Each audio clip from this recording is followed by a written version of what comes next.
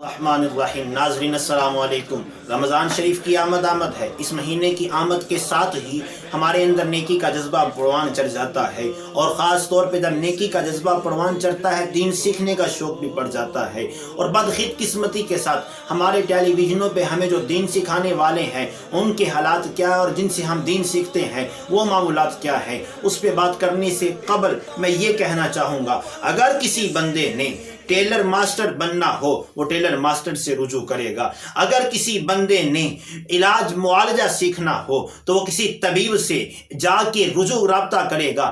اگر کسی بندے نے گاڑی چلانا سیکھنی ہے تو وہ جا کر کسی ڈرائیور سے رابطہ کرے گا، اور کسی نے کوئی بھی کام سیکھنا ہے اسی سے رابطہ کرے گا جو اس فیلڈ کا ماہر ہے، جو اس میں مہارت رکھنے والا ہے۔ اس سے رابطہ کیوں کیا جا رہا ہے؟ اس لیے کہ اس نے یہ کام سیکھا ہے، ہمیں ٹھیک انداز میں سکھا سکے گا۔ جس نے یہ کام سیکھا نہیں اس سے رابطہ کرو۔ اس سے اس لیے رابطہ نہیں کر رہے ہیں کہ اس نے خود نہیں سیکھا، ہمیں کیا سکھا سکے گا؟ جیسے اگر کوئی بندہ ٹیلر ماسٹر کے پاس جائے اور کہے کہ ہمیں جو ہے نا بندے کا آپریشن کرنا سکھا دے، وہ کہے گا میں تو نہیں سکھا سکتا۔ بھائی کیوں؟ میں نے وہ سیکھا نہیں ہے۔ تو بھائی جیسے ٹیلر ماسٹر جو ہے بندے کو علاج معالجہ کرنا نہیں سکھا سکتا ہے، جو ڈاکٹر ہے بندے کو ڈرائیور نہیں بنا سکتا ہے، اسی طرح سے جو سارا سال ڈانس کرنے والے ہیں، جو سارا سال اللہ رسول کی نافرمانیاں کرنے والے ہیں، جو سارا سال ڈرامے بازیاں کرنے والے ہیں،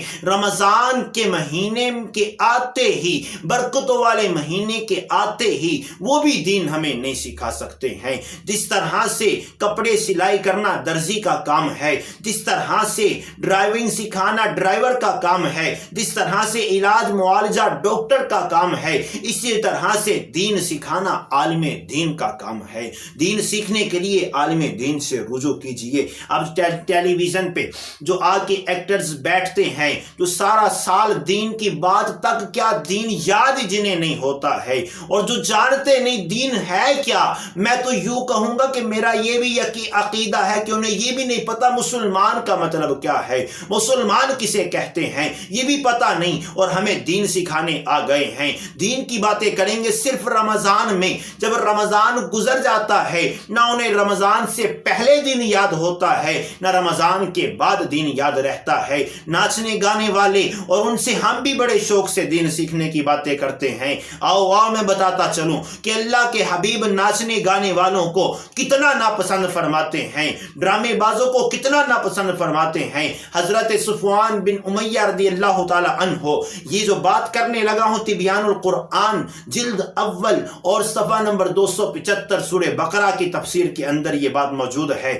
حضرت صفوان بن امیہ رضی اللہ تعالی عنہ آپ روایت کرتے ہیں، نبی علیہ الصلوۃ والسلام کی بارگاہ میں ہم جلوہ گر ہیں، سرکار مدینہ کی بارگاہ میں ایک شخص آیا، آ کے عرض کرنے لگا، آقا یا رسول اللہ صلی اللہ علیہ وسلم، اللہ تبارک و تعالی نے میری قسمت میں شقاوت لکھ دی ہے، اور میرا یہ خیال ہے کہ میں میرے ہاتھ میں دف کا ہنر ہے، یعنی میں ڈول بجانا جانتا ہوں، اور پہلے اسلام لانے سے پہلے ڈول بجا کر لوگوں کو شعر و شاعری سنا کر ڈول بجاتا تو میرے لیے ذریعہ آمدن بن جاتا تھا۔ اسلام لے آیا ہوں، اب آپ مجھے اجازت عطا فرمائیں کہ میں صرف دف بجایا کروں، ڈول بجایا کروں، اور ایسے کلمات جو بے حیائی سے پاک ہوں وہ لوگوں کو سنا کے انہیں دین کے قریب، وہ لوگوں کو سنا کہ اپنا معاملہ جو ہے زندگی کے گزر و بسر کا اس کو بسر کیا کروں۔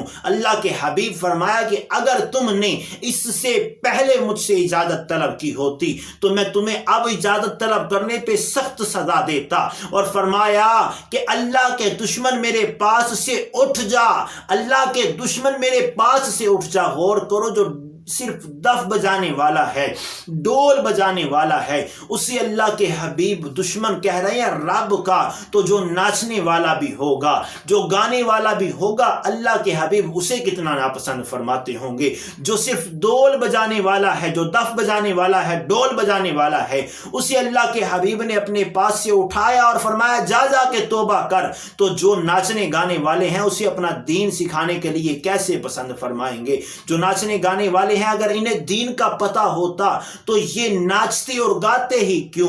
جب اگر انہیں پتہ ہوتا کہ اللہ کی ناراضگی کس میں ہے، اس کے حبیب کی ناراضگی کس میں ہے، تو ناچتے گاتے کیوں؟ اللہ کے حبیب نے اپنے سلسلہ کو جاری رکھا، سلسلہ کلام کو جاری رکھتے ہوئے فرمایا کہ اگر تم نے اس سے پہلے مجھ سے اجازت طلب کی ہوتی اب میں سخت سزا دیتا، میرے پاس سے اٹھ جا اور جا کے توبہ کر، اگر توبہ کرنے کے بعد پھر تم نے یہ کام کیا تو میں تمہیں مسلح کرنا یعنی تمہارے ناک ہاتھ کاٹ یا دیگر اعضاء کو کاٹنے کا حکم دوں گا، اور تیرے مال و متاع کو مدینے کے نوجوانوں کے لیے لوٹنے کے لیے میں مباح قرار دے دوں گا۔ اللہ کے حبیب کا فرمان، اللہ کے حبیب اتنا پسند فرماتے ہیں، صرف جو دف بجانے والا ہے، جو ڈھول بجانے والا ہے، جو ناچنے گانے والا ہوگا وہ اس سے کتنا ناپسند فرماتے ہوں گے۔ تو گزارش یہی ہے اس ماہ مقدس کے اندر جو وقت ہم نے ان کو دیکھ کے ضائع کرنا ہے، ان کو دیکھ کے ضائع کرنے کی بجائے